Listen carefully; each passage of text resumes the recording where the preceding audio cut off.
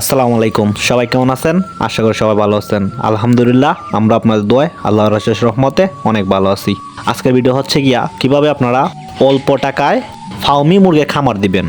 আমি যেহেতু ফার্মি মুরগির খামার করতেছি, তো এই জন্য আমি ফার্মি মুরগির কথাই বলবো, এমনটা আপনারা ভাববেন না। আমি এটার উপর আরও অনেক রিসার্চ করছি, রিসার্চ করে দেখলাম যে এই ফার্মি মুরগ আপনারা চাইলেই কিন্তু অল্প টাকা খামার দিতে পারেন। এই অল্প টাকা দিয়ে খামার শুরু করে আপনারা পরবর্তীতে আরো বড় করে খামার দিতে পারেন। এখন আপনারা বলবেন যে এটা কোন খামারে কোন মুরগ দিয়ে শুরু করলে হয় না, সব খামারে সব মুরগ দিয়েই হয়। তবে আমি একটা জিনিস বলবো কি, আপনি ব্রয়লার মুরগির খামার দেখেন অল্প টাকা দিয়ে শুরু করতে পারবেন না। কেন?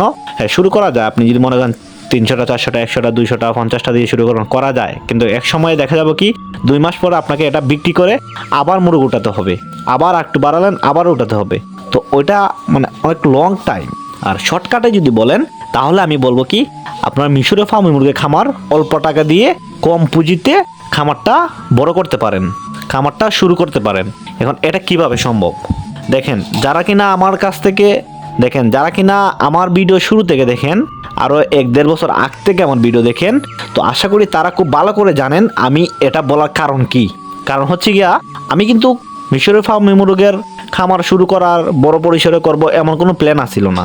আমি কিন্তু প্রথম অবস্থায় মানে পরীক্ষামূলকভাবে শুরু করার জন্য, মানে দেখার জন্য আমার কোন দিকটা লাভ হবে ওইটা বোঝার জন্য আমি অল্প দিয়ে শুরু করছিলাম।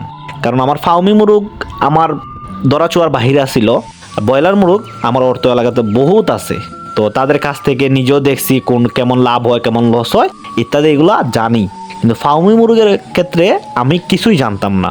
তো ওইটার জন্য পরীক্ষামূলকভাবে অল্প দিয়ে শুরু করছিলাম, মাত্র 50টা দিয়ে শুরু করছিলাম। তার মধ্যে আবার দেখেন এই 20টা না 25টার মতো সে আমাকে মুরগাই দিয়ে দিছিল। এখন আপনারা চিন্তা করেন, 50টা মুরগির মধ্যে 50টা ফার্মি মুরগের বাচ্চার মধ্যে যদি আমার 20টা 25টার মতো মুরগাই থাকে, বাকি 20টা মুরগি দিয়ে আমি কি করব। তারপরে যাই হোক, যেটা আসলে আমার কপালে আসছিল, তারপর ওইটা বাদ দিয়া মুরগা যখন বড় হয়েছে, যখন মুরগিগুলা চিনলাম, তারপর মুরগাগুলা বিক্রি করে দিলাম। মাত্র 5টা মুরগা রাখছি, এর ভিতরে তো 1-2টা মারাও গেছে। তো দিন শেষে দেখা গেছে কি আমার কাছে এই আপনার 20টা 25টার মতো মুরগি ছিল, সাথে ছিল 5টা না 6টা মুরগা। তো এই হচ্ছে কি আমার টোটাল আসছিল মাত্র 30টা। আর বাকি যে মুরগাগুলো আসলো ওইগুলো আমি বিক্রি করে দিয়েছিলাম। তো ওইটা থেকে আমি 3 মাস 4 মাস 5 মাস যখন ডিমে চলে আসে, তারপর থেকে আমি ডিম দিয়া বাচ্চা ফুটাইছি ইনকিউবেটর দিয়া, তারপর বাচ্চা বিক্রি করছি, বাচ্চা আবার বড় করে নিজের জন্য রাখছি। এগুলো আবার এই মুরগির সাথে মিক্স করে দিয়েছি যাতে করে আমার খামারটা বড় হয়। আর আমার বাজেট ছিল মাত্র 7,000 না 8,000 টাকা যখন আমি 50টা কিনে আনছিলাম।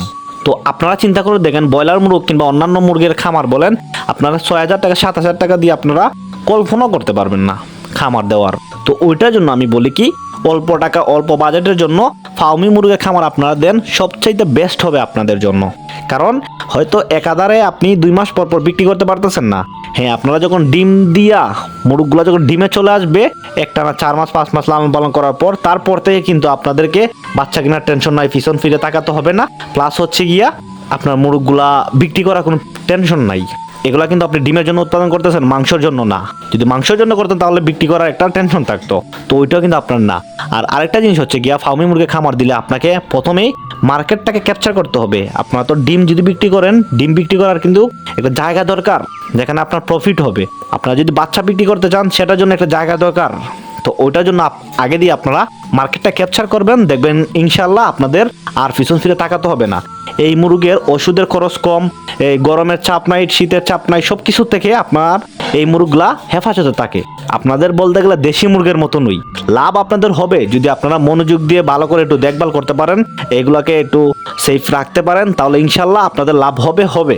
তো এতটুকু আমি আপনাদেরকে বলতে পারি। তো যারা যারা আমার ভিডিও শুরু থেকে দেখেন, তো আশা করি তাদের আমার এই কথাগুলো বিশ্বাস করতে কষ্ট হবে না। যারা নতুন তাদের একটু প্রবলেম হতে পারে, তো তাদেরকে আমি বলবো কি, আপনারা আমার পুরাতন ভিডিও দেখবেন, দেখলে পরে বুঝতে পারবেন, জানতে পারবেন কোনটা সত্য কোনটা মিথ্যা। তো যাই হোক, আমি আপনাদেরকে সাজেশন দিব, আপনারা চাইলে ফার্মি মুরগির খামার দিতে পারেন।